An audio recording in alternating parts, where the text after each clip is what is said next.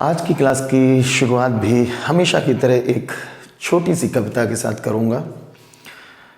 ये कविता श्री सोहनलाल द्विवेदी जी की है। आप सबने भी बचपन से सुनी है और मेरी तो ये फेवरेट पोएम है। लहरों से डर कर नौका पार नहीं होती, कोशिश करने वालों की हार नहीं होती। लहरों से डर कर नौका पार नहीं होती, कोशिश करने वालों की हार नहीं होती। नन्ही चींटी जब दाना लेकर चलती है, चढ़ती दीवारों पर 100 बार फिसलती है। मन का विश्वास रगों में साहस भरता है, गिरकर चढ़ना चढ़कर गिरना ना अखरता है। आखिर उसकी मेहनत बेकार नहीं होती, कोशिश करने वालों की हार नहीं होती, कोशिश करने वालों की हार नहीं होती। असफलता एक चुनौती है स्वीकार करो, असफलता एक चुनौती है स्वीकार करो। क्या कमी रह गई देखो और सुधार करो। जब तक न सफल हो नींद चैन को त्यागो तुम, जब तक न सफल हो नींद चैन को त्यागो तुम। संघर्ष का मैदान छोड़ मत भागो तुम, कुछ किए बिना ही जय जयकार नहीं होती। कोशिश करने वालों की हार नहीं होती, कोशिश करने वालों की हार नहीं होती। तो नमस्ते बच्चों, मैं हूं आपका टीचर आशुतोष दुबे और आप सब मुझे दुबे सर के नाम से अच्छे से जानते हैं। आज हम लोग पढ़ेंगे मूल कॉन्सेप्ट पार्ट 2। जो पार्ट 1 था उसमें मैंने कुछ सिंपल सी बातें, छोटी छोटी बातें बताई थी। आज की क्लास जो मूल कॉन्सेप्ट पार्ट 2 है, इसमें हम कुछ ऐसे कॉन्सेप्ट्स क्लियर करेंगे जिन बातों में 90% से ज्यादा बच्चे कंफ्यूज रहते ही रहते हैं। तो वो कंफ्यूजन आज की क्लास में आपका हमेशा के लिए दूर हो जाएगा। तो आज का लेक्चर है मूल कॉन्सेप्ट पर और मूल कॉन्सेप्ट पार्ट 2। जिन बच्चों ने पार्ट 1 नहीं देखा है वो मूल कॉन्सेप्ट पार्ट 1 का वीडियो इस वीडियो के पहले या बाद में जब चाहे तब देख सकते हैं। उससे भी उन्हें बहुत सारी बातें समझ में आ जाएंगी। ठीक है बच्चों, तो आज का हमारा जो टॉपिक है वो है मूल कॉन्सेप्ट पार्ट 2। जो मूल कॉन्सेप्ट पार्ट 1 था उसमें हम लोगों ने सीखा था एटम क्या होता है, मॉलिक्यूल क्या होता है। मैं छोटा सा एक एग्जाम्पल देके जल्दी से इसको कंप्लीट करे दे रहा हूं। जो पार्ट 1 में बताया था वो एक छोटे से एग्जाम्पल से थोड़ा सा आपको समझाए दे रहा हूं। मैंने आपसे ये बोला था कि अगर एटम कहीं पे लिखा है एटम, तो एटम का मतलब है आपको उस तरह से लिखना है जिस तरह से पीरियोडिक टेबल में कोई लिखा होता है, पीरियोडिक टेबल में जैसे लिखा होता है। ठीक है, मान लीजिए कहा गया ऑक्सीजन एटम। ठीक, तो ऑक्सीजन जो है वो 2 तरह से लिखा जाता है, ऐसे भी और ऐसे भी। तो कोई कंफ्यूजन मत रखिए। अगर बोला गया ऑक्सीजन एटम तो आप ये सोचिए कि पीरियोडिक टेबल में आपको ऑक्सीजन किस तरह से लिखा दिखता है। पीरियोडिक टेबल में ऐसे लिखा दिखता है, तो यही है ऑक्सीजन का एटम। ठीक है, ये ऑक्सीजन का एटम नहीं है। बात समझ में आ गई होगी। और इसी तरह से मैंने बोला मॉलिक्यूल, तो मॉलिक्यूल क्या था ये पार्ट 1 में मैंने समझाया था आपको। मॉलिक्यूल बताया था कि जब बहुत सारे एटम, बहुत सारे से मतलब है जब एक से ज्यादा एटम्स साथ में मिलकर रह रहे हों तो उसको हम बोलेंगे मॉलिक्यूल। जब एक से ज्यादा एटम साथ में मिलकर रह रहे हों तो उसको हम बोलेंगे मॉलिक्यूल। जैसे कि ओ जब इस तरह से लिखा हुआ है, ऑक्सीजन जब इस तरह से लिखा है तो ऐसे ही पीरियोडिक टेबल में भी लिखा होता है। इसका मतलब है कि ये ऑक्सीजन का एटम है। लेकिन अगर ऐसे लिखा हुआ है O2 तो यहां पर 2 O एटम मिलकर रह रहे हैं, इस तरह से O2 बना रहे हैं, तो ये है ऑक्सीजन का मॉलिक्यूल। ठीक है, जैसे नाइट्रोजन की बात करें, नाइट्रोजन एटम अगर हमें लिखना हो एटम तो ऐसे लिखना है N। लेकिन अगर नाइट्रोजन मॉलिक्यूल बोला जाए तो नाइट्रोजन मॉलिक्यूल हो गया इस तरह से N2। तो ये तो एटम एंड मॉलिक्यूल का फर्क आपको समझ में आ गया होगा। इसी बात को थोड़ा सिंपल तरीके से मैंने ऐसे भी बोला था कि एटम का मतलब है, इसमें ऐसे याद रखो, अकेला, यानी कि जब कोई बिल्कुल अकेला है, साथ में कोई नहीं है, जैसे H बिल्कुल अकेला लिखा है तो ये हाइड्रोजन एटम है। Cl बिल्कुल अकेला लिखा है तो ये क्लोरीन एटम है। N बिल्कुल अकेला लिखा है, मतलब एक सिंगल लिखा है, सिंगल एक, तो ये एटम है। और मॉलिक्यूल होता है जब एक से ज्यादा एटम मिलकर आ जाएं, मिलकर रहना शुरू कर दें, उसको बोलते हैं मॉलिक्यूल। जैसे कि अगर मान लो बात करें H2 की, तो इसको बोलेंगे हाइड्रोजन मॉलिक्यूल, क्योंकि दो H मिलकर रह रहे हैं। जब सिंगल है तब एटम है, जब सिंगल नहीं है, एक से ज्यादा है, तो उसको बोलेंगे मॉलिक्यूल। जैसे Cl2 ये क्लोरीन का मॉलिक्यूल है, जैसे कि N2 ये नाइट्रोजन का मॉलिक्यूल है, तो ये हाइड्रोजन एटम, ये हाइड्रोजन मॉलिक्यूल, ये क्लोरीन एटम, ये क्लोरीन मॉलिक्यूल, ये नाइट्रोजन एटम, लेकिन ये नाइट्रोजन मॉलिक्यूल। तो एटम एंड मॉलिक्यूल का फर्क आपको क्लियर हो गया होगा। अब बच्चों हम लोग थोड़ा सा एटम के बारे में जरा कुछ बातें समझने की कोशिश करते हैं। पहले एटम्स के लिए देखिए, एटम के केस में तीन तरह के टर्म आपको लिखे हुए मिल सकते हैं, और वो तीन तरह के टर्म, तीन तरह के नाम कौन कौन से हो सकते हैं जरा समझिए।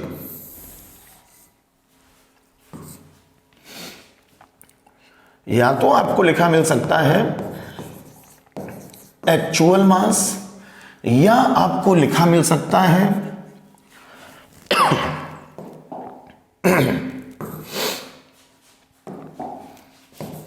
या आपको लिखा मिल सकता है एटॉमिक मास, या आपको लिखा मिल सकता है ग्राम एटॉमिक मास।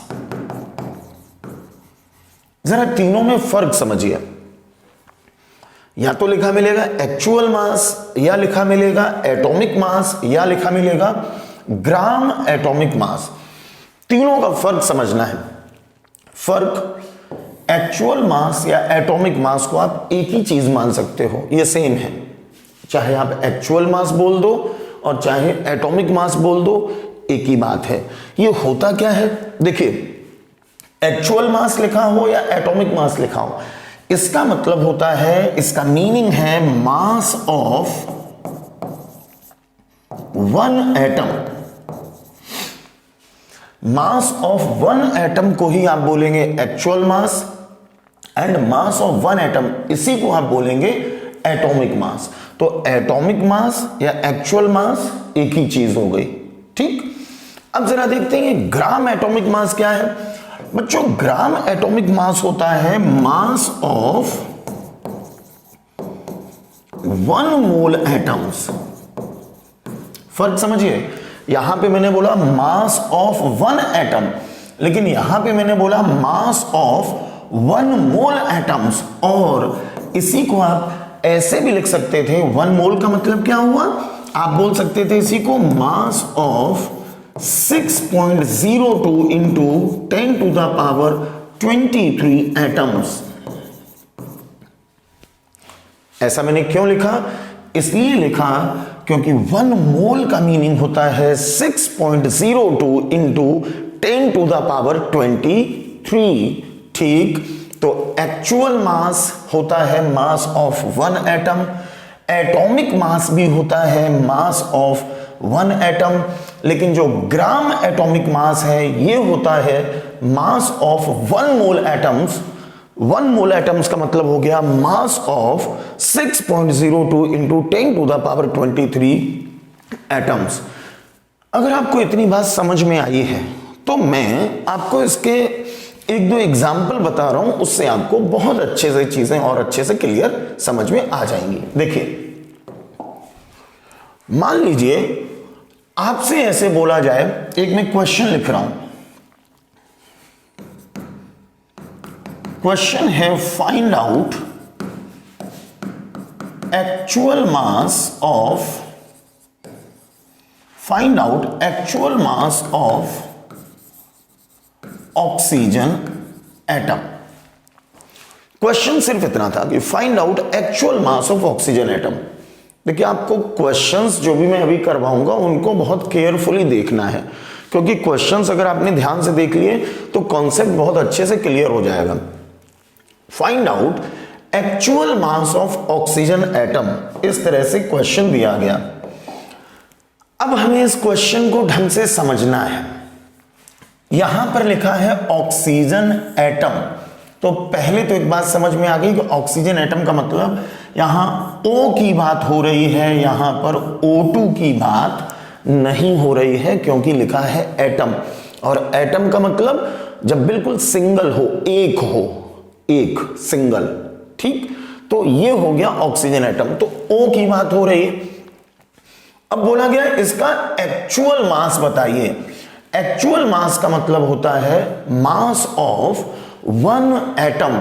इस क्वेश्चन का जो मीनिंग है वो मीनिंग ये हो गया, देखिए क्वेश्चन था find out actual mass of oxygen atom, तो इस क्वेश्चन का रियल जो मीनिंग है वो ये है ऑक्सीजन के एक एटम का मास कितना होता है, ठीक।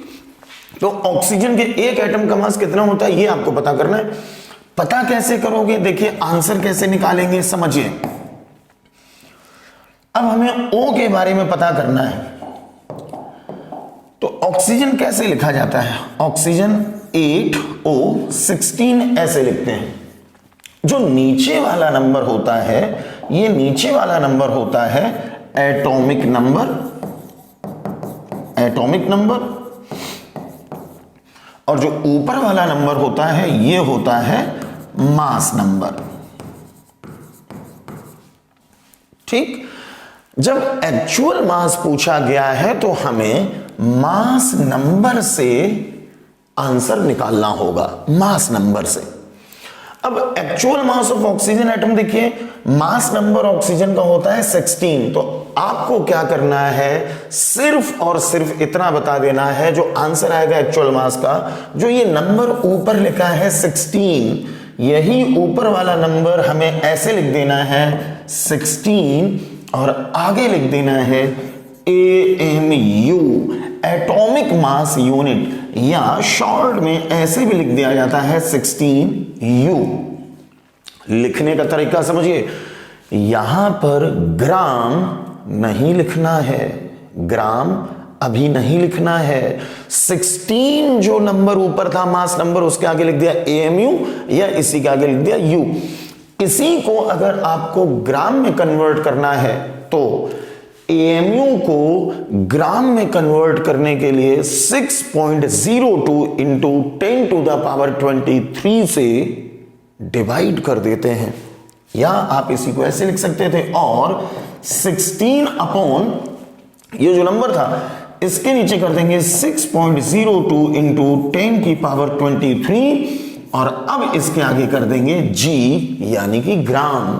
तो actual mass of oxygen atom इसका ये हो गया आंसर। अगर किसी ऑप्शन में आपको 16 AMU लिखा दिखे, आंसर बता देना, या ऐसे लिखा हो 16U, आंसर बता देना, या लिखा मिले 16 अपॉन 6.02 इंटू 10 की पावर 23 ग्राम, ऐसे लिखा हो, ये भी आंसर बता देना। फिर से सुनिए, अगर हम AMU को, एटॉमिक मास यूनिट को ग्राम में कन्वर्ट करते हैं तो 6.02 इंटू 10 की पावर 23 से डिवाइड कर देते हैं। ऐसा करने से AMU का कन्वर्जन ग्राम में हो जाता है। एक और क्वेश्चन कर सकते हैं एक्चुअल मास के ऊपर। देखिए अगला क्वेश्चन अगर मैं लिखूं कि find out actual mass of nitrogen atom, find out actual mass of nitrogen atom, ठीक। तो नाइट्रोजन एटम लिखा हुआ है आगे, इसका मतलब यह हुआ कि जब एटम लिखा है मींस N की बात हो रही है, यहां पर N2 की बात नहीं हो रही है, क्योंकि नाइट्रोजन एटम लिखा है। एटम का मतलब एन। मैंने बोला एटम वो होता है जिस तरह से पीरियोडिक टेबल में लिखा होता है। तो पीरियोडिक टेबल में नाइट्रोजन कैसे लिखा होता है? एन, ऐसे लिखा होता है। ये है एन, नाइट्रोजन एटम। N2 नहीं, ये तो मॉलिक्यूल है। अब इसका हमें पता करना है एक्चुअल मास। तो एक्चुअल मास पता करने का तरीका अभी पिछले क्वेश्चन में हमने देखा था, बिल्कुल उसी तरह से आंसर निकाल लेंगे। देखिए आंसर, नाइट्रोजन कैसे लिखा जाता है? नाइट्रोजन लिखा जाता है 7n14। नाइट्रोजन का मास नंबर होता है 14। तो आंसर आ गया एक्चुअल मास इसका जो होगा, एक्चुअल मास, यही जो नंबर है ऊपर 14 के आगे लिख देंगे AMU, या AMU को ही शॉर्ट में केवल ऐसे लिख देते हैं 14U।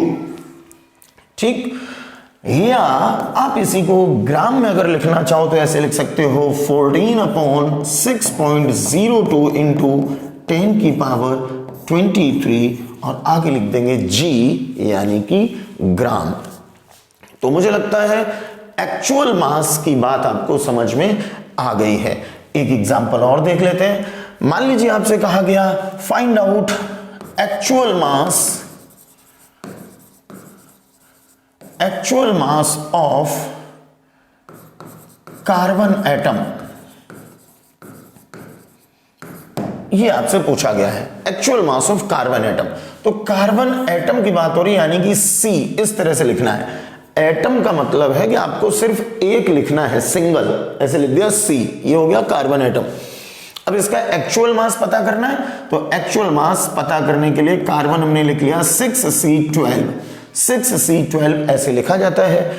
आपको पीरियोडिक टेबल याद होनी चाहिए, और पीरियोडिक टेबल में जो एलिमेंट्स हैं उनके atomic number and mass number वो भी आपको याद होने चाहिए। अब ये हो गया 6C12। आपको एक्चुअल मास पता करना है कार्बन का, तो एक्चुअल मास ऑफ कार्बन, देखिए इसका आंसर हो गया, ऊपर क्या लिखा था 12, आगे लिख देंगे AMU, या AMU की जगह पर केवल लिख सकते हैं U, या फिर अगर आप इसको ग्राम में लिखना चाहते हो तो लिख देंगे 12/6.02 इंटू 10 की पावर 23, और आगे लिख दिया ग्राम। यहां तक बात आपको समझ में आ गई होगी। अब देखिए बच्चों, अभी मैंने आपको एक बात बताई थी कि चाहे एक्चुअल मास बोलो और चाहे एटॉमिक मास बोलो, एक ही बात है। इसका मतलब यह हुआ कि एक्चुअल मास बोलो या एटॉमिक मास बोलो या मास ऑफ वन एटम बोलो, ये तीनों एक ही हैं, actual mass, atomic mass, mass of one atom. तो जरा देखिए, अभी जो हमने क्वेश्चंस करे थे, यहां पे हमने लिखा था find out actual mass of oxygen atom.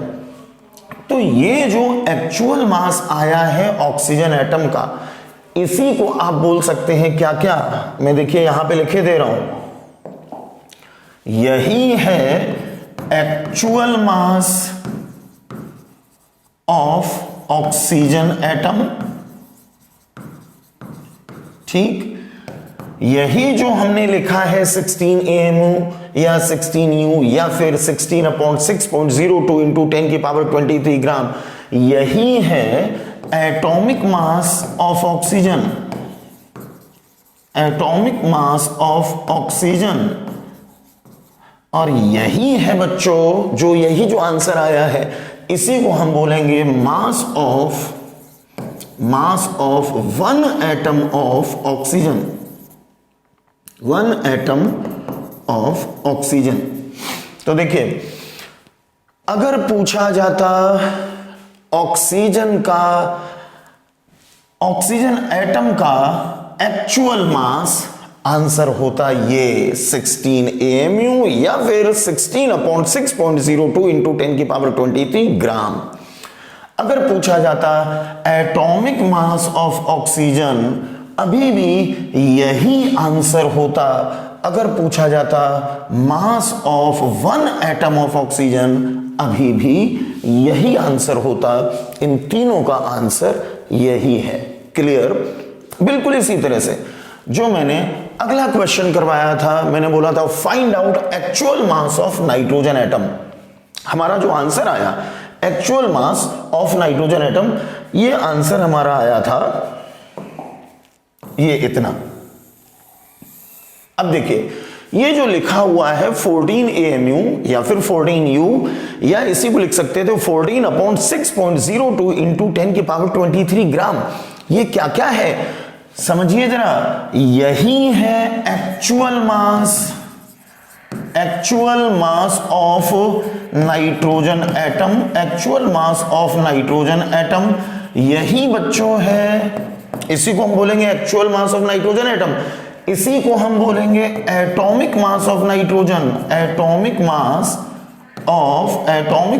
Of nitrogen, और इसी को बच्चों हम लोग बोलेंगे मास of one atom of nitrogen, mass of one atom of nitrogen.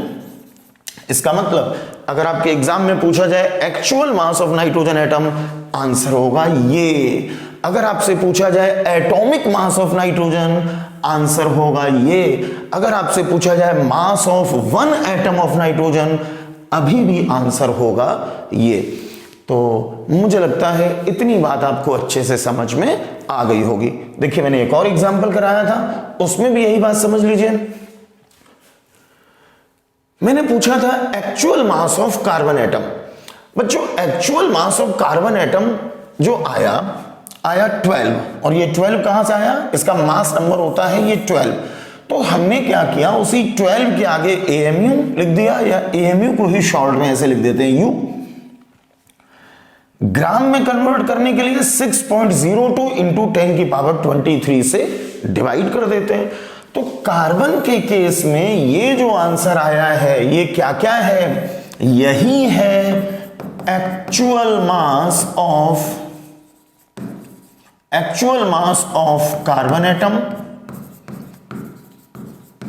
ठीक, यही जो हमारा आया है 12 AMU या फिर 12/6.02 इंटू 10⁻23 ग्राम, यही है atomic mass of carbon, atomic mass of carbon. और यही जो बच्चों आया है 12 AMU या फिर 12/6.02 इंटू 10⁻23 ग्राम, यही है mass of one atom of carbon, one atom of carbon. तो पूरी बात क्लियर हो गई। तीनों एग्जाम्पल एक नजर में फिर से मैं आपको दिखाई दे रहा हूं। पहला एग्जाम्पल मैंने दिया था ऑक्सीजन का। ऑक्सीजन में मास नंबर होता है 16, तो हमने क्या किया, इसी 16 के आगे AMU लिख दिया, या ग्राम में कन्वर्ट करने के लिए इसी 16 को 6.02 इंटू 10⁻23 से डिवाइड कर दिया। ये जो नंबर आता है इसी नंबर को हम बोलते हैं एक्चुअल मास, इसी नंबर को हम बोलते हैं एटॉमिक मास, और इसी नंबर को हम बोलते हैं मास ऑफ वन एटम। इसी तरह से दो और एग्जाम्पल किए थे, वो भी आपको क्लियर समझ में आ गए होंगे। इसी तरह से जैसे हमने एटम में बात करी है, बिल्कुल इसी तरह से मॉलिक्यूल के केस में भी 3 टर्म यूज होंगे। मॉलिक्यूल, देखिए मॉलिक्यूल के केस में जो 3 टर्म यूज होंगे, इसमें भी एक टर्म तो होगा एक्चुअल मास। नहीं, अभी मॉलिक्यूल की बात मैं थोड़ा जल्दी कर रहा हूं, अभी मॉलिक्यूल नहीं, क्योंकि हम लोगों ने 3 टर्म पढ़े थे। एक पढ़ा था एक्चुअल मास, एक पढ़ा था एटॉमिक मास, और एक पढ़ा था ग्राम एटॉमिक मास। तो अभी ग्राम एटॉमिक मास बचा हुआ है, मॉलिक्यूल पे थोड़ा सा रुक के अभी आएंगे। अब बच्चों अगला क्वेश्चन जरा समझना। अगला क्वेश्चन है find out gram atomic mass of oxygen. ठीक, बस इतना क्वेश्चन है। Find out gram atomic mass of oxygen. यहां पर भी ध्यान से जरा समझिए, अगर लिखा है gram atomic, atomic term use हुआ है, इसका मतलब यहां भी जो ऑक्सीजन है, ऑक्सीजन या तो आप ऐसे लिखते हो या ऐसे लिखते हो, तो अगर लिखा है एटॉमिक, इसका मतलब आपको O मानना है, O2 नहीं। ठीक, एटॉमिक लिखा है इसका मतलब O मानना है, O2 नहीं। अब पूछा गया find out gram atomic mass of oxygen. देखिए इसका आंसर कैसे आएगा। ऑक्सीजन लिखा जाता है ऐसे 8O16। यहां पर आपको क्या करना है, जब ग्राम एटॉमिक मास पूछा गया है तो ग्राम एटॉमिक मास पता करने के लिए जो ये ऊपर वाला नंबर होता है जिसको कि हम मास नंबर बोलते हैं, इसी नंबर के आगे आपको G लिख देना है, G लिख देना है, यानी कि ग्राम लिख देना है। तो यहां पर gram atomic mass, gram atomic mass ये हो गया 16 ग्राम, आगे ऐसे लिख देंगे G, 16G मतलब 16 ग्राम, बस इसी नंबर के आगे G लिख देना है। देखिए मैंने यहां पे एक बात और बताई थी कि जो ग्राम एटॉमिक मास है इसका मीनिंग क्या था। ग्राम एटॉमिक मास का मीनिंग होता है मास ऑफ 1 मोल एटम्स, या आप बोल सकते हो मास ऑफ 6.02 इंटू 10 की पावर 23 एटम्स। तो चाहे ग्राम एटॉमिक मास बोलो, चाहे आप मास ऑफ 1 मोल एटम बोलो, चाहे आप मास ऑफ 6.02 इंटू 10 की पावर 23 एटम बोलो, तीनों का मीनिंग सेम है। तो अभी जो हमने क्वेश्चन किया है इसमें देखिए और क्या क्या हम लिख सकते थे। ग्राम एटॉमिक मास आया 16 ग्राम, या आप इसी को ऐसे लिख सकते हैं कि mass of 1 mole oxygen atoms, इसका भी आंसर यही होगा 16 ग्राम। या आप ऐसे भी लिख सकते थे कि मास ऑफ 6.02 इंटू 10 की पावर 23 ऑक्सीजन एटम्स, ये भी आंसर यही होगा 16 ग्राम, 16G। तो जो ऊपर वाला नंबर था, इसी नंबर में अगर केवल G लिख देते हैं यानी कि ग्राम लिख देते हैं तो यही बन जाता है ग्राम एटॉमिक मास, या इसी को हम बोलते हैं मास ऑफ 1 मोल एटम्स, या इसी को हम बोलते हैं मास ऑफ 6.02 इंटू 10 की पावर 23 एटम्स। अब आपके मन में किसी भी तरह का कोई कंफ्यूजन ना रहे, उसके लिए मैं नए पेज पे एक फ्रेश एग्जांपल फिर से लिख रहा हूं। जरा समझिए, ऑक्सीजन के बारे में ही जरा एक बार फिर से देखते हैं। देखिए ऑक्सीजन कैसे लिखते हैं हम, 8O16। अलग अलग क्वेश्चंस के टाइप हो सकते हैं। जो ऊपर वाला नंबर है, इसी नंबर से आपको सारे टाइप समझ में आ जाएंगे। ये जो ऊपर वाला नंबर है, इस नंबर को बोला जाता है मास नंबर। जो नीचे वाला नंबर है, इस नंबर को बोला जाता है एटॉमिक नंबर। Atomic number. अब जरा ध्यान दीजिए, इसी मास नंबर से ये जो 16 लिखा है, इसी से सारी बातें आपको क्लियर हो जाएंगी। ध्यान से देखिएगा, अभी तक हमने जो भी पढ़ा है वो समराइज करके ऊपर से नीचे पूरा बताए दे रहा हूं। मान लीजिए आपसे कहा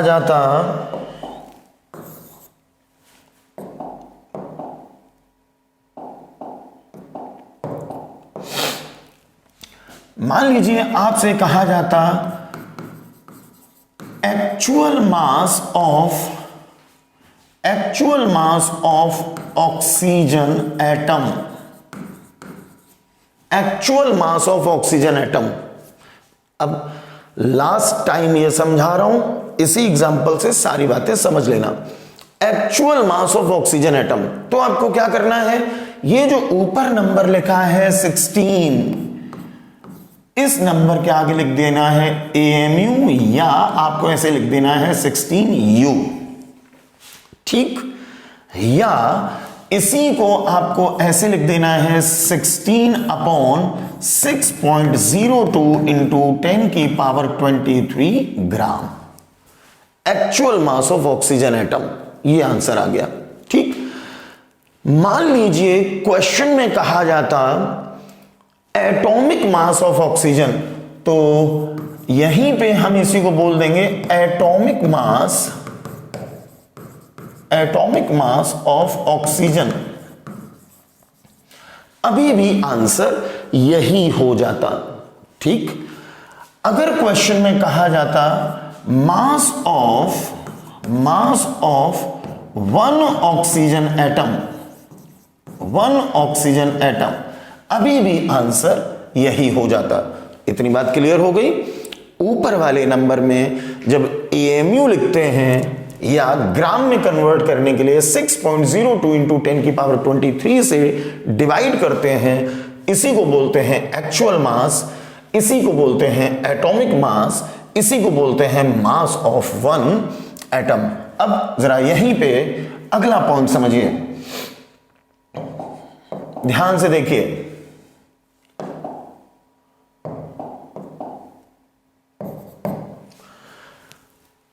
अगर आपसे कहा जाता कि ग्राम एटॉमिक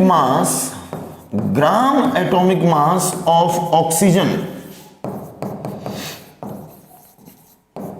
तब आपको क्या करना था? अभी भी नंबर यही यूज करना है ऊपर वाला, लेकिन आपको अब इस नंबर के आगे जी लिख देना है, यानी कि ग्राम लिख देना है। ठीक, इसी को आप ऐसे भी बोल सकते थे, अगर क्वेश्चन कहा जाता, ये तो हो गया ग्राम एटॉमिक, ये हो गया एटॉमिक, ठीक है, gram atomic mass of oxygen, ये हो गया 16 ग्राम। या आप बोल सकते थे इसी को कि mass of 1 mole oxygen atoms, अभी भी आंसर यही होगा। जो ये ऊपर वाला नंबर था उसमें जी लिख दिया, यानी कि ग्राम लिख दिया, तो 16 ग्राम। या बच्चों इसी को आप बोल सकते थे मास ऑफ 6.02 इंटू 10 की पावर 23 ऑक्सीजन एटम्स। ठीक है, तो अभी भी आंसर यही होगा 16 ग्राम। तो ये जो डिफरेंस है, ये डिफरेंस आपको समझना है। जल्दी से जरा इसको समझिए, कॉपी पे इसको नोट करिए, वीडियो को रोक के भी आप इसको अच्छे से देख सकते हैं, कॉपी पे लिख सकते हैं, ताकि आपको डिफरेंस समझ में आए कि जब ऊपर वाले नंबर में एएमयू लगाते हैं या ऊपर वाले नंबर को ग्राम में कन्वर्ट करने के लिए 6.02 इंटू 10 की पावर 23 से डिवाइड करते हैं, तो ये बन जाता है एक्चुअल मास या फिर एटॉमिक मास या फिर मास ऑफ वन एटम। लेकिन जब ऊपर वाले नंबर में जी लगा देते हैं, यानी कि ग्राम कर देते हैं, तब इसको बोलते हैं ग्राम एटॉमिक मास, इसी को बोलते हैं मास ऑफ 1 मोल एटम्स, इसी को बोलते हैं मास ऑफ 6.02 इंटू 10 की पावर 23 एटम्स। पूरी की पूरी बात आपको अच्छे से समझ में आ गई होगी। ठीक है बच्चों, जिस तरह से हम लोगों ने एटम के बारे में पूरी बात समझी है, बिल्कुल इसी तरह से हमें समझना है मॉलिक्यूल के बारे में। तो अगले पेज पे मैं थोड़ा मॉलिक्यूल के बारे में बता दे रहा हूं। देखिए, मॉलिक्यूल के केस में भी 3 टर्म यूज होंगे, और ये जो 3 टर्म यूज होंगे बिल्कुल वैसे ही हैं जैसे एटम में थे। एक टर्म यूज होगा एक्चुअल मास, एक टर्म यूज होगा मॉलिक्यूलर मास, और एक टर्म यूज होगा ग्राम मॉलिक्यूलर मास। यहां पर भी बच्चों जो एक्चुअल मास लिखा है या जो मॉलिक्यूलर मास लिखा है, दोनों का मीनिंग सेम है। चाहे आप एक्चुअल मास बोल दो, चाहे आप मॉलिक्यूलर मास बोल दो, दोनों का मीनिंग सेम है। ठीक, तो ये दोनों सेम है। ये होते क्या हैं, फिर से सुनिए, चाहे मॉलिक्यूलर मास बोलो चाहे एक्चुअल मास बोलो, एक ही बात है। और ये होता क्या है? ये होता है mass of one molecule, mass of one molecule, ठीक। जबकि जो ग्राम मॉलिक्यूलर मास है ये क्या होता है? ये होता है mass of one mole molecule, या आप इसी को बोल सकते हो, वन मोल का मीनिंग क्या होता है? 6.02 इंटू 10 की पावर 23। तो आप इसी को बोल सकते थे कि मास ऑफ 6.02 इंटू 10 की पावर 23 मॉलिक्यूल्स। तो ध्यान से देखिए, चाहे आप बोलो एक्चुअल मास, या आप बोलो मॉलिक्यूलर मास, या आप बोलो मास ऑफ वन मॉलिक्यूल, तीनों एक ही बातें हैं, सेम है, ठीक। कहने का मतलब ये हुआ कि अगर एक्चुअल मास है, मान लो जो भी एक्चुअल मास अगर है x, तो मॉलिक्यूलर मास भी होगा x, mass of one molecule भी होगा x, तीनों सेम चीज है। जबकि जो ग्राम मॉलिक्यूलर मास है ये होता है mass of one mole molecule, या फिर मास ऑफ वन मोल की जगह पे आप लिख सकते थे 6.02 इंटू 10 की पावर 23 मॉलिक्यूल्स। अब हमें मॉलिक्यूल का भी एक एग्जाम्पल देखना है, उससे पूरी बात आपको समझ में आ जाएगी। देखिए, सपोज करिए कि मैंने लिया CO2, एक ही एग्जाम्पल से पूरी बात समझ लेना। CO2 लिया, और CO2 जो मॉलिक्यूल है कार्बन डाइऑक्साइड मॉलिक्यूल है, इसमें ये सारी बातें जो अभी पिछले पेज पे पढ़ी थी वो उन सारी बातों के आंसर हमें बताने हैं। तो बच्चों, मॉलिक्यूलर मास निकालना है या ग्राम मॉलिक्यूलर मास निकालना है, एक्चुअल मास निकालना है, कुछ भी निकालना है, आपको जो मॉलिक्यूल है उसके अंदर जो एटम्स हैं, जैसे CO2 में एक कार्बन एटम है, 2 ऑक्सीजन एटम है, इनके मास नंबर आपको पता होने चाहिए। तो मास नंबर पता होनी चाहिए, तो उसके लिए मैं लिखे दे रहा हूं अभी, वैसे आप रट लेना अच्छे से पीरियोडिक टेबल से। कार्बन कैसे होता है? कार्बन होता है 6C12, जबकि जो ऑक्सीजन है, ऑक्सीजन होता है 8O16। हमें जरूरत पड़ती है ऊपर वाले नंबर की, यानी कि मास नंबर की। कार्बन में ऊपर वाला नंबर यानी कि मास नंबर 12 है, और ऑक्सीजन में ऊपर वाला नंबर यानी कि मास नंबर 16 है, ठीक। CO2, देखिए जरा ध्यान से, मैंने लिख दिया CO2। आपको क्या करना है?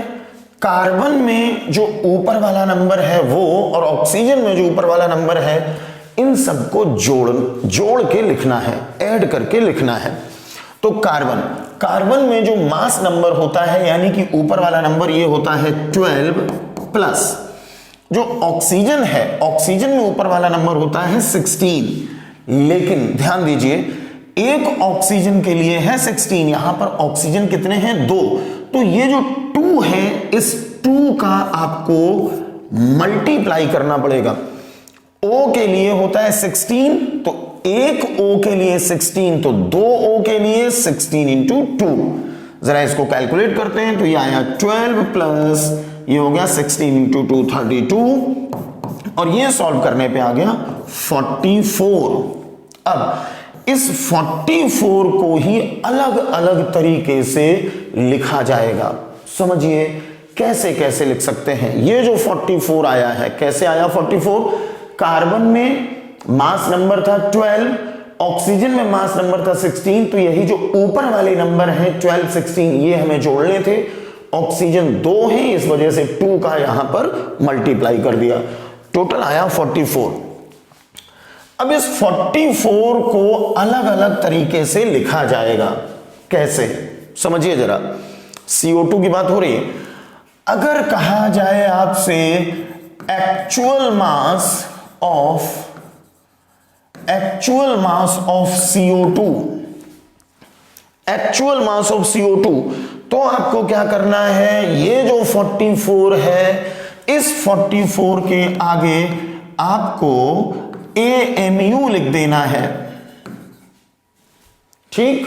या आप इसी को ऐसे लिख सकते थे, 44 AMU को ही शॉर्ट में केवल ऐसे लिख देते हैं U, या इसी को अगर ग्राम में कन्वर्ट करना है तो AMU को ग्राम में कन्वर्ट करने का तरीका मैंने बताया, 6.02 इंटू 10 की पावर 23 से डिवाइड कर दो, तो यहां पर इसको ऐसे लिख देंगे, और 44 अपॉन 6.02 इंटू 10 की पावर 23, और आगे लिख देंगे G यानी कि ग्राम।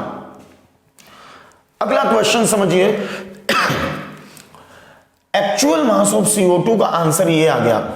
या फिर अगर आपसे कहा जाता molecular mass of CO2,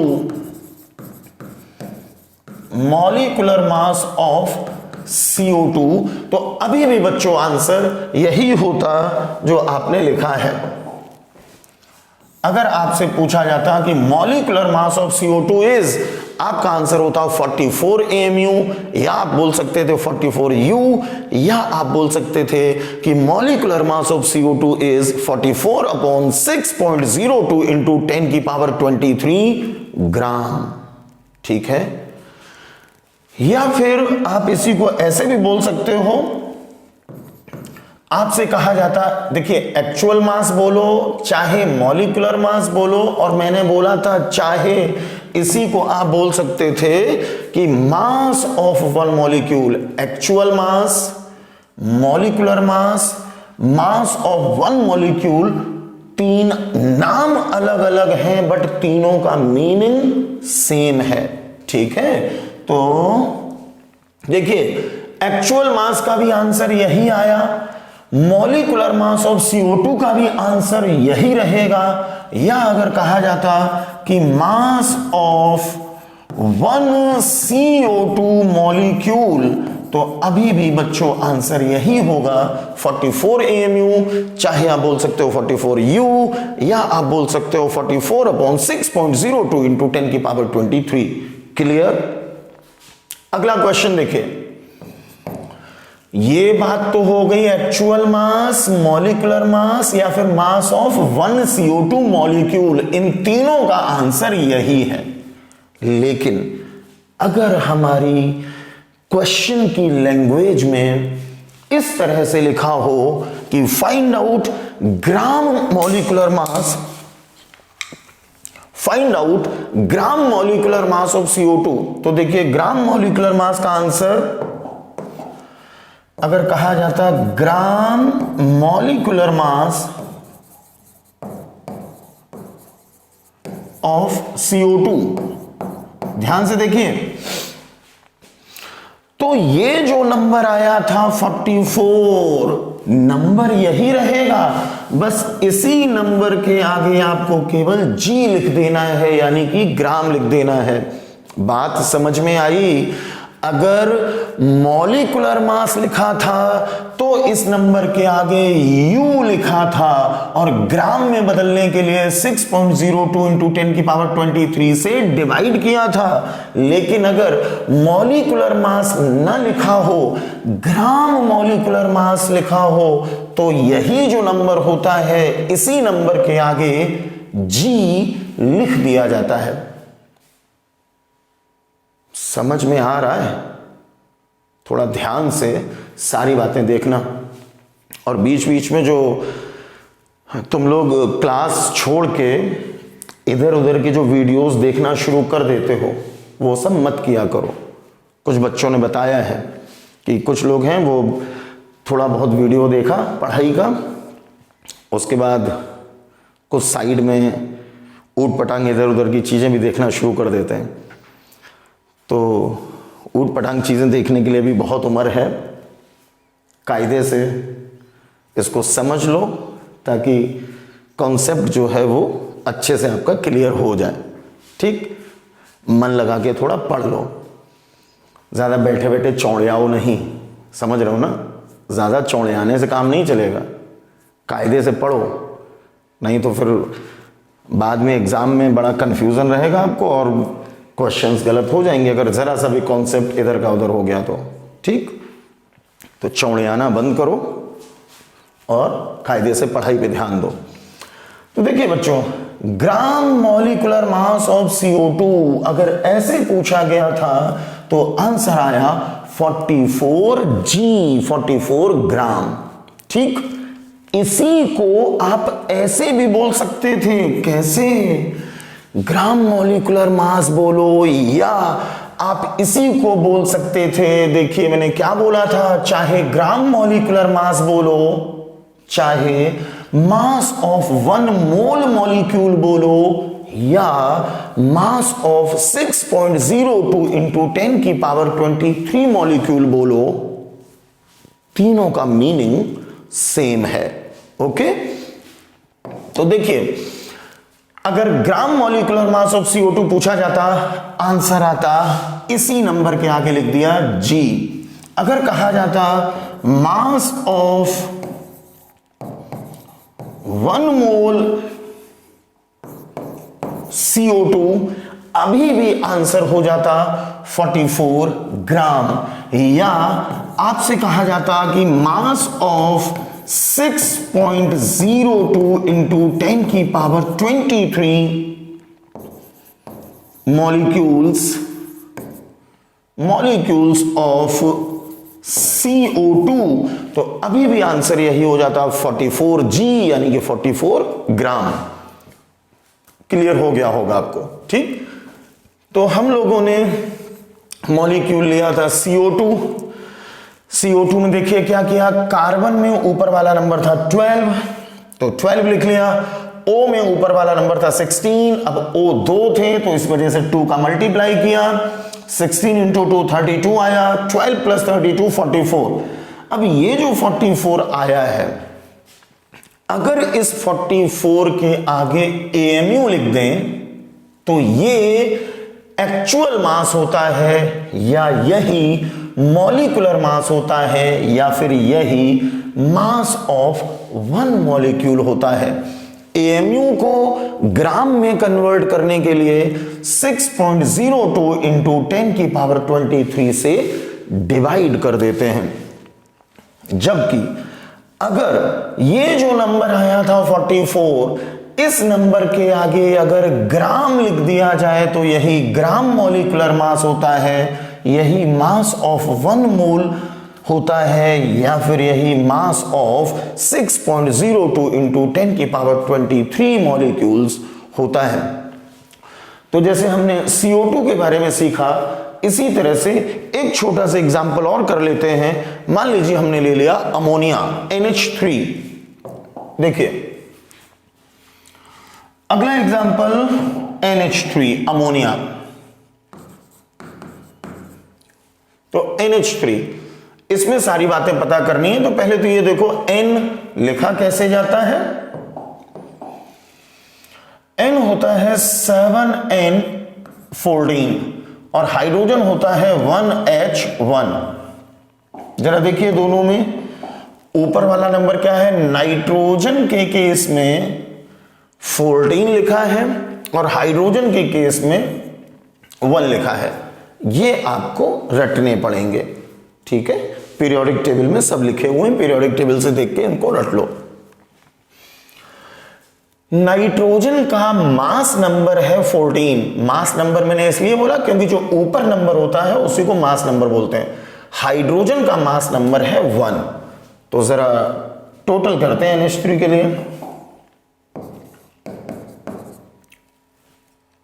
NH3 nitrogen में मास नंबर यानी कि ऊपर वाला नंबर था 14 प्लस H में ऊपर वाला नंबर था 1, लेकिन एक H के लिए 1 है, H है कितने 3, तो इस 3 का मल्टीप्लाई करना पड़ेगा। जरा टोटल करते हैं, ये आ गया 14 प्लस 3, ये आया 17। देखिए इसी 17 को अलग अलग तरीके से लिखा जाएगा। देखिए कैसे लिखेंगे, ये जो 17 आया है समझिए जरा कैसे कैसे लिख सकते हैं। अगर आपसे कहा जाता कि actual mass of NH3, actual mass of NH3, तो ये जो नंबर आया है 17, इसके आगे हम लिख देंगे AMU, या आप लिख सकते हैं ऐसे 17 और आगे U, ठीक। या फिर AMU को ग्राम में कन्वर्ट करने के लिए आप लिख सकते थे 17 मतलब 17/6.02 इंटू 10 की पावर 23, और आगे लिख दिया इस तरह से G यानी कि ग्राम, ठीक है। तो ये हो गया एक्चुअल मास ऑफ NH3। अब जरा देखिए, एक्चुअल मास पूछा गया तो आंसर ये हो गया, जिस ऑप्शन में ऐसे लिखा हो उसी को आंसर बता देना। अगर कहा जाता कि molecular mass of NH3, molecular mass of NH3, अभी भी बच्चों आंसर यही होगा 17 AMU, या आप बोल सकते हो 17 U, या आप बोल सकते हो 17/6.02 इंटू 10 की पावर 23 ग्राम, ठीक। इसी को आप ऐसे भी बोल सकते थे कि मास of one molecule of NH3, molecule of NH3, अभी भी आंसर आपका यही रहेगा 17 AMU, या फिर 17 U, या फिर 17/6.02 इंटू 10 की पावर 23 ग्राम। क्लियर। लेकिन अगर क्वेश्चन की लैंग्वेज में इस तरह से लिखा हो, फर्क समझिए दोनों बातों में। एक पीछे CO2 का एग्जांपल आप देख चुके हो, एक्चुअल मास, मॉलिक्यूलर मास या मास ऑफ वन मॉलिक्यूल, तीनों एक ही चीज है। और ये पता कैसे चलता है, जो ये टोटल आता है इसी के आगे AMU लिख देते हैं, AMU को ही शॉर्ट में U लिख देते हैं। इसका पूरा नाम होता है एटॉमिक मास यूनिट। अगर एटॉमिक मास यूनिट को ग्राम में कन्वर्ट करना है तो 6.02 इंटू 10 की पावर 23 से डिवाइड कर देते हैं, ठीक। अब मान लो क्वेश्चन कहा जाता कि gram molecular mass, gram molecular mass of NH3, जरा समझिए, अभी भी हमें यही नंबर लिखना है। क्या नंबर आया था 17, तो हमने लिख दिया 17, और इस 17 के आगे अब आपको सीधे सीधे लिखना है G यानी कि ग्राम।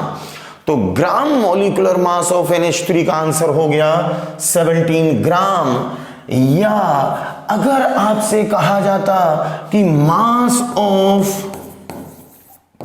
1 मोल NH3, अभी भी आंसर यही होता 17 G यानी कि 17 ग्राम।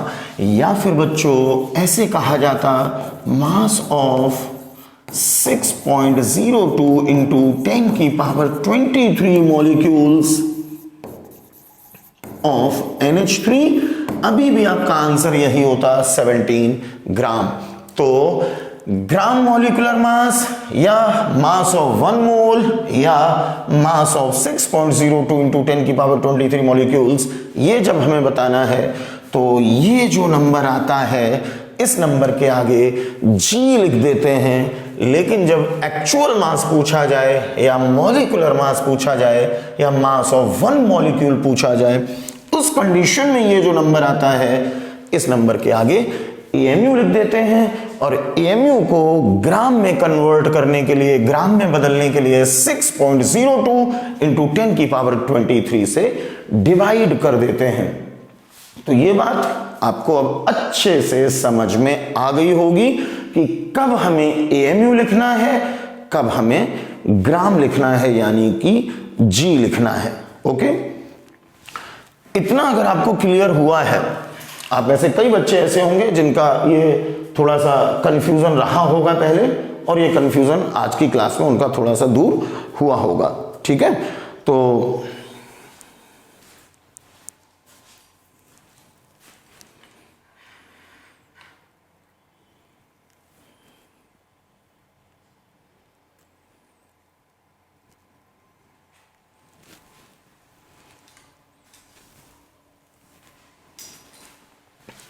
हाँ जी, तो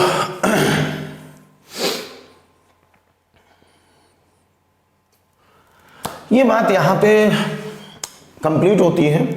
अब देखिए कुछ और छोटे छोटे कंफ्यूजन जो आप लोगों के मन में रहते हैं, वो कंफ्यूजन और जरा आपके दूर कर दिए जाएं।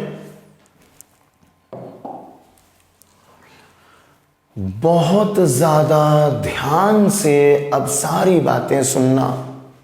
देखिए आप लोग मूल कॉन्सेप्ट में अपने आप को चाहे जितना तोप समझते हो, तोप समझने का मतलब चाहे आपको लगता हो कि आपको बहुत मूल कॉन्सेप्ट आता है, लेकिन फिर भी बड़े बड़े क्वेश्चन तो हो सकता है सॉल्व हो जाते हो आपसे, लेकिन छोटी छोटी बातों में माइनस मार्किंग करा सकते हो। तो बहुत ज्यादा ध्यान देना। बहुत मैं छोटी छोटी बातों पे ध्यान दे रहा हूं जिनमें आप लोगों से गलतियां होती हैं। एक बात बहुत अच्छे से समझ लीजिए, अगर ग्राम जो लिखा है, बहुत ज्यादा ध्यान से सुनना, अगर ग्राम लिखा है तो ग्राम दो तरीके से आपको लिखा मिल सकता है। या तो ऐसे लिखा मिलेगा ग्राम, या फिर ऐसे लिखा मिलेगा ग्राम, केवल लिखा होगा जी। इस ग्राम में और इस ग्राम में फर्क है, ये दोनों अलग अलग मीनिंग इनके निकलेंगे। इसीलिए मैंने कहा बहुत ज्यादा ध्यान से पूरी बात समझना। बच्चों GRAM अगर लिखा है तो मीनिंग अलग है, और अगर जी ऐसे ग्राम लिखा है तो मीनिंग अलग है। क्या मीनिंग अलग है समझो जरा। देखिए अगर GRAM ऐसे पूरी स्पेलिंग लिखी हुई हो तो इस GRAM का मीनिंग निकलेगा मोल। लेकिन अगर जी इस तरह से लिखा हो तो इसका मीनिंग निकलेगा ये है मास। फर्क समझिए। अगर GRAM इस तरह से लिखा है तो GRAM इसका मीनिंग निकलेगा आपका मोल। ये मोल की बात हो रही है। लेकिन अगर जी लिखा है तो जी का मतलब यहां पे मास आपको दिया गया है। मैं जरा एग्जांपल से आपको समझा रहा हूं। देखिए एग्जांपल, मान लीजिए कहीं पे ऐसे लिखा हुआ है कि 16 gram of oxygen atoms, 16 gram of oxygen atoms. इसका मतलब है जब ऐसे लिखा है जी, आपको क्वेश्चन में दिया गया है mass of oxygen atoms, mass of oxygen atoms ये दिया गया है 16 ग्राम। ठीक, लेकिन अगर मान लो ऐसे लिखा हो कि 16 ग्राम GRAM, 16 gram atoms of oxygen, ध्यान दीजिए 16 ग्राम एटम्स ऑफ ऑक्सीजन। अगर इसका मीनिंग आपने बता दिया कि मास ऑफ ऑक्सीजन एटम 16 ग्राम तो हो जाएगा गलत। ये मास नहीं है। जब GRAM इस तरह से लिखा होता है तो इसका मतलब होता है मोल। यहां पर आपसे कहा गया है 16, ये जो 16 ग्राम एटम्स ऑफ ऑक्सीजन लिखा है इसका मतलब है 16 मोल एटम्स ऑफ ऑक्सीजन। फर्क समझ में आया? फिर से देखो, अगर लिखा था 16G ग्राम, ऐसे लिखा है G, 16G of oxygen atoms, इसका मतलब है ये मास दिया है, मास ऑफ ऑक्सीजन एटम दिया था 16 ग्राम। लेकिन अगर कहा गया 16 GRAM, पूरी स्पेलिंग लिखी है इस तरह से ग्राम एटम्स ऑफ ऑक्सीजन, तो ये अब मास नहीं है। इसका जो मीनिंग है वो है कि ये दिए हैं 16 मोल एटम्स ऑफ ऑक्सीजन। तो फर्क एकदम साफ है दोनों में।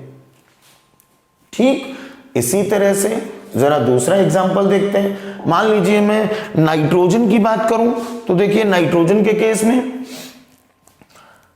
सपोज करो कहा गया कि 10 ग्राम नाइट्रोजन एटम्स, इस तरह से कहीं पर लिखा है कि 10 ग्राम नाइट्रोजन एटम, ग्राम ऐसे लिखा है जी। इसका मतलब समझे क्या है? इसका मतलब बच्चों है कि मास ऑफ नाइट्रोजन एटम्स ये आपको दिया गया है 10G, मतलब 10 ग्राम। मास ऑफ नाइट्रोजन एटम 10 ग्राम। लेकिन अगर ऐसे लिखा होता कि 10 और ग्राम की पूरी स्पेलिंग लिखी होती GRAM, 10 gram atoms of nitrogen, जब पूरी स्पेलिंग ऐसे लिखी है GRAM, तो इसका मतलब है ये आपको बोला गया है कि 10 मोल एटम्स ऑफ नाइट्रोजन। क्लियर हुआ? तो जब G लिखा होता है तो ये मास होता है, लेकिन जब ग्राम लिखा होता है तो वो मोल होता है। ठीक है, जरा कुछ और बातें समझते हैं। ये तो एटम के लिए मैंने बोल दिया। मान लीजिए मॉलिक्यूल की अगर बात हो रही हो, ठीक, सपोज करो अगला एक मैं एग्जांपल लिख रहा हूं आपको समझाने के लिए। अगर ऐसे लिखा गया कि 20 ग्राम CO2, ठीक, G लिखा है, तो 20G मतलब 20 ग्राम CO2। इसका मतलब है कि मास ऑफ CO2 ये आपको दिया गया है 20 ग्राम। लेकिन बच्चों अगर ऐसे लिखा होता कि 20 ग्राम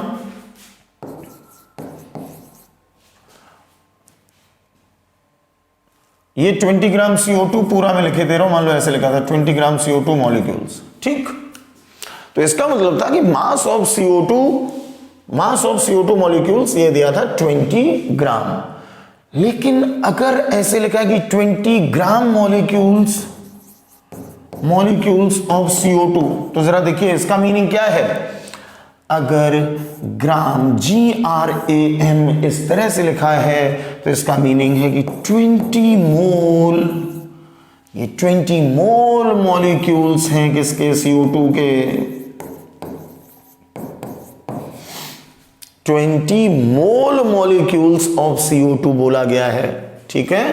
तो जब G लिखा होता है तो मास होता है, जब GRAM लिखा होता है तो वो मोल होता है।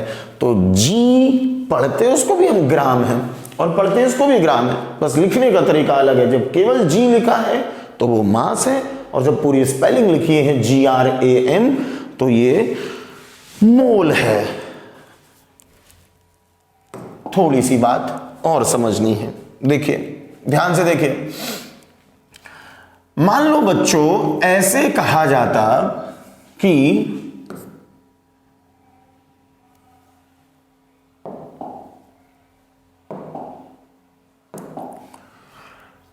मान लो ऐसे कहा जाता कि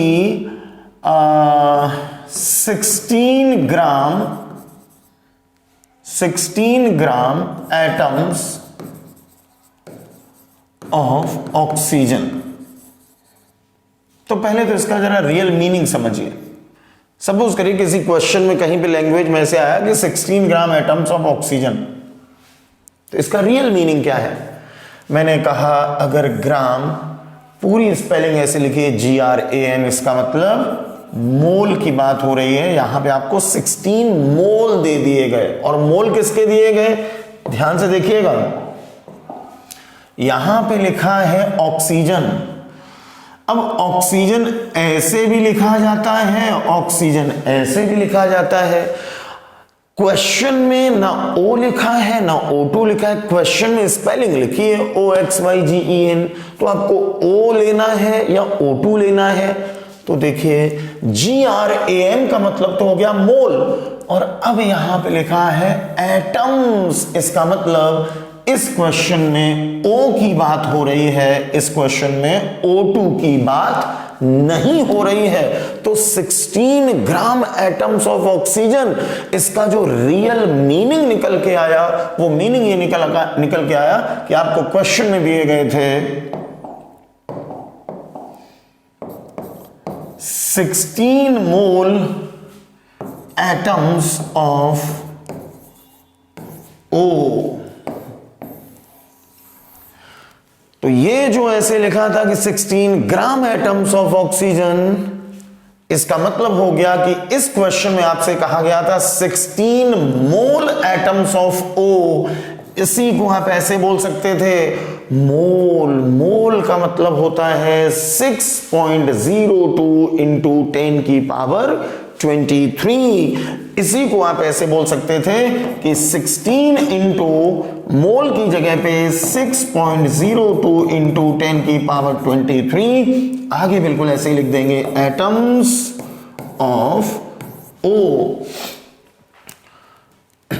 फिर से देख लीजिए, अगर क्वेश्चन में लिखा था 16 GRAM एटम्स ऑफ ऑक्सीजन, तो एटम्स लिखा है, इसका मतलब O लेना है, O2 नहीं लेना है। ठीक, ग्राम लिखा है GRAM, तो GRAM का मतलब हो गया मोल। तो इस लाइन का जो मीनिंग है वो मीनिंग निकला कि आपसे कहा गया 16 मोल एटम्स ऑफ O, या आप मोल को अगर हटाओ तो 6.02 इंटू 10 की पावर 23 से मल्टीप्लाई करना पड़ता है। इसी को बोल सकते थे 16 इंटू 6.02 इंटू 10 की power 23 atoms of O। Clear? अगर मैं इसी क्वेश्चन की भाषा को थोड़ा सा चेंज कर दूं, तब जरा देखो क्या मीनिंग निकलेगा। अगर मान लो मैं इसी को ऐसे लिख दूं कि 16 ग्राम मॉलिक्यूल्स ऑफ ऑक्सीजन, समझिए जरा, 16 ग्राम मॉलिक्यूल्स ऑफ ऑक्सीजन इस तरह से लिखा हुआ है किसी क्वेश्चन में। तो हमें इसका मीनिंग समझना है। एक चीज मैं आपको एकदम क्लियर बता चुका हूं कि जब ग्राम पूरी स्पेलिंग लिखी है GRAM, इसका मतलब यहां पर मोल की बात हो रही है। ये 16 मोल है, 16 मोल। ठीक, अब जरा देखो, ऑक्सीजन, ऑक्सीजन O भी होता है, O2 भी होता है। अब हमें इस क्वेश्चन में O समझना है या O2 समझना है, इसके लिए जरा देखिए, यहां पर लिखा हुआ है 16 ग्राम मॉलिक्यूल्स। तो मॉलिक्यूल का मतलब क्या हो गया? जब सिंगल लिखा है, एक लिखा है, ये होता है एटम, और जब एक से ज्यादा लिखे होते हैं वो होता है मॉलिक्यूल। तो इस क्वेश्चन में मॉलिक्यूल लेना है, मतलब इस क्वेश्चन में हमें O2 लेना है, इस क्वेश्चन में हमें O नहीं लेना है। क्लियर? इस क्वेश्चन का जो रियल मीनिंग था वो क्या निकला? इसका मीनिंग निकला कि हमें इस क्वेश्चन में दिए गए हैं 16 mole molecules of O2, 16 mole molecules of O2। तो ये जो लाइन लिखी थी 16 ग्राम मॉलिक्यूल्स ऑफ ऑक्सीजन, इसका जो रियल मीनिंग निकल के आया वो आया 16 मोल मॉलिक्यूल्स ऑफ O2 के बारे में कहा जा रहा है।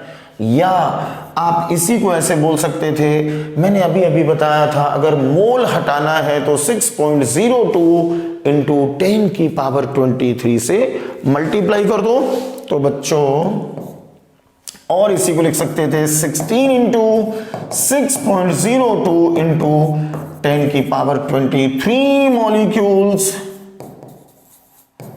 Of O2। फिर से देखिए, अगर क्वेश्चन की भाषा में एटम लिखा था तो एटम लेना था O, अगर क्वेश्चन की भाषा में मॉलिक्यूल लिखा था तो हमें लेना था मॉलिक्यूल यानी कि O2। ठीक, इसके बाद अगर स्पेलिंग लिखी थी GRAM तो GRAM का मतलब होता है मोल। ये 16 मोल बताए गए हैं और जब मोल को हटाओगे तो 6.02 इंटू 10 की पावर 23 से मल्टीप्लाई आपको करना पड़ेगा। ठीक है, तो एटम लिखा था तो ऑक्सीजन का मतलब था O, लेकिन जब मॉलिक्यूल लिखा था तो ऑक्सीजन का मतलब था O2। और पूरी जो स्पेलिंग लिखी है GRAM, इस GRAM का मतलब था मोल। लेकिन अगर मान लो ऐसे लिखा होता, जरा अगली भाषा देखिए क्वेश्चन की, मान लो ऐसे लिखा होता कि 16 ग्राम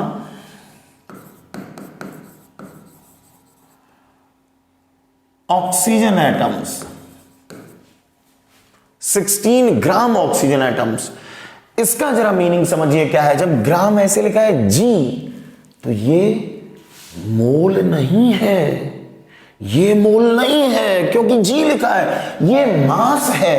यहां पर जो मीनिंग निकल के आ रहा है वो मीनिंग है कि मास ऑफ। अब मास ऑफ किसका? मास ऑफ O या फिर मास ऑफ O2। तो ध्यान से देखो, यहां पर बोला गया ऑक्सीजन एटम्स, तो ऑक्सीजन दो तरह से लिखा जाता है। कैसे? ऑक्सीजन ऐसे भी लिखा जाता है O और ऐसे भी O2 भी। यहां पर एटम की बात हो रही है यानी कि हमें O लिखना है, O2 नहीं लिखना है क्योंकि ये तो मॉलिक्यूल होता है। तो इस क्वेश्चन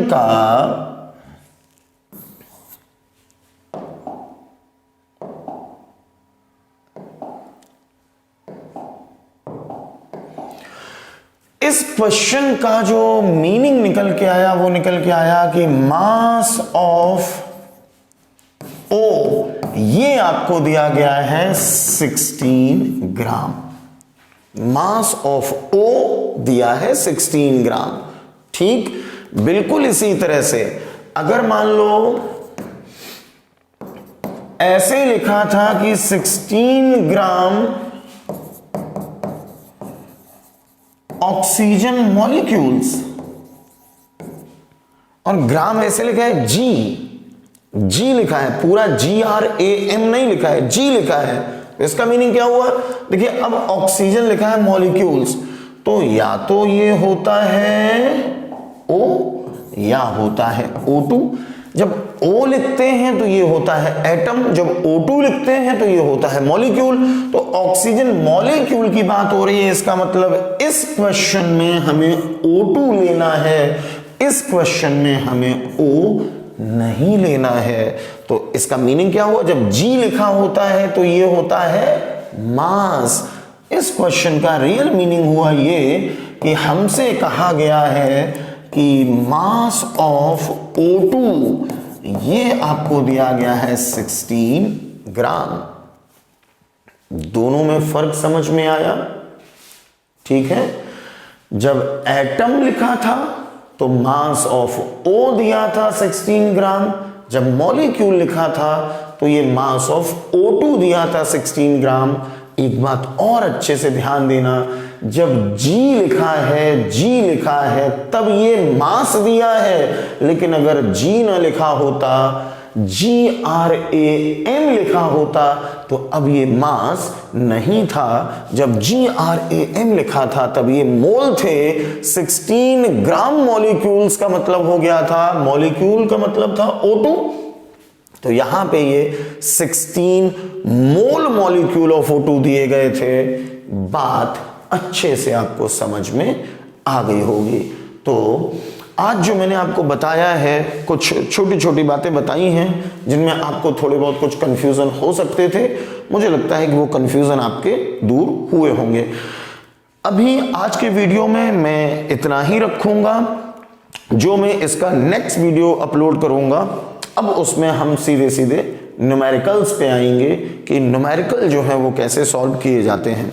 ठीक है, तो आज की क्लास में जो बातें बताई हैं इनको आप अच्छे से ध्यान से कॉपी पे नोट करिए, इनको समझिए, ताकि नेक्स्ट वीडियो से जब हम न्यूमेरिकल्स सॉल्व करना शुरू करेंगे तो उन न्यूमेरिकल्स में आपको किसी भी तरह की कोई दिक्कत ना हो। ठीक है, सिंपल सिंपल सी बातें मैंने बताई हैं, और बातें मैंने वही बताई हैं जिन बातों में ज्यादातर बच्चे कंफ्यूज हो जाते हैं। कंफ्यूजन होता नहीं है, एग्जाम टाइम पे होता क्या, आपके ब्रेन के ऊपर प्रेशर बहुत ज्यादा होता है, और जब दिमाग पे आपके प्रेशर ज्यादा है उस टाइम कंफ्यूजन क्रिएट होता है। आप जल्दबाजी में ध्यान नहीं दे पाते कि स्पेलिंग GRAM ऐसे लिखी है या जी लिखी, बस आप इसको भी ग्राम पढ़ते हो, इसको भी ग्राम पढ़ते हो, और जल्दी जल्दी में गलती होती। तो जब GRAM लिखा है तो ये मोल है, और जब G लिखा है तो ये मास है।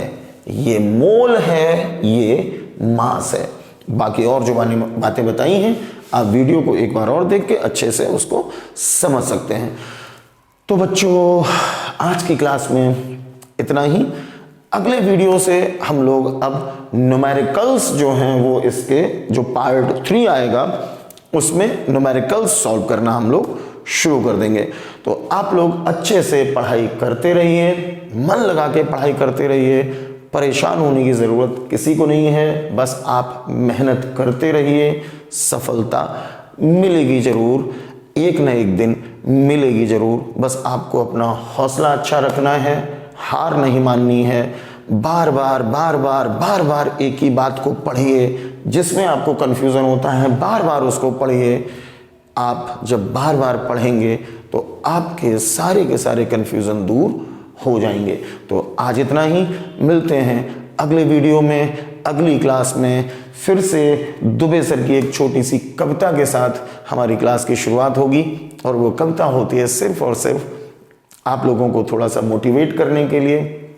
बहुत से बच्चे ऐसे हैं जो थोड़ी सी एक बात से काफ़ी हद तक मोटिवेट हो जाते हैं और उनकी पढ़ाई बहुत अच्छे से शुरू हो जाती है। तो मैंने जहाँ से क्लास शुरू करी थी वहीं पे क्लास ख़त्म कर रहा हूँ। क्लास की शुरुआत में मैंने बोला, असफलता एक चुनौती है, स्वीकार करो। असफलता एक चुनौती है, स्वीकार करो। क्या कमी रह गई देखो और सुधार करो। जब तक न सफल हो नींद चैन को त्यागो तुम, संघर्ष का मैदान छोड़ मत भागो तुम। कुछ किए बिना ही जय जयकार नहीं होती, कुछ किए बिना ही जय जयकार नहीं होती। कोशिश करने वालों की हार नहीं होती, कोशिश करने वालों की हार नहीं होती। तो ऑल द बेस्ट बच्चों, मिलते हैं अगले वीडियो में। Thank you.